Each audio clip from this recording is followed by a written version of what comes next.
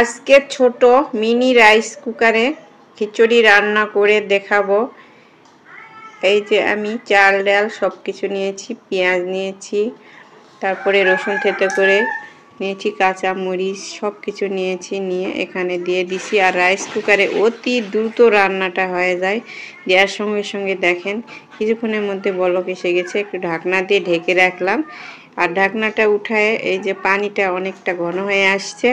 এখন নেড়ে চেড়ে দিব। কিছুক্ষণ পরপর খেয়াল রাখতে হবে, এই মিনি রাইস কুকারে একটু পরপর নেড়ে দিতে হবে, কারণ এইটা অফ করতে হয়, অটোমেটিকভাবে রাইস কুকারের মতো অফ হয় না।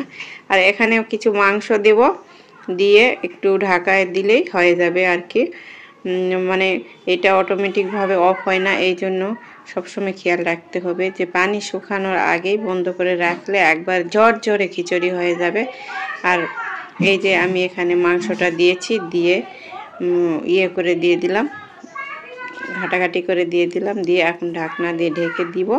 আর আমার রান্নাটা অলরেডি কমপ্লিট। আজকের মতো এখানে রাখছি। আল্লাহ হাফেজ, সবাই ভালো থাকবেন। চ্যানেলটি ভালো লাগলে সবাই লাইক কমেন্ট শেয়ার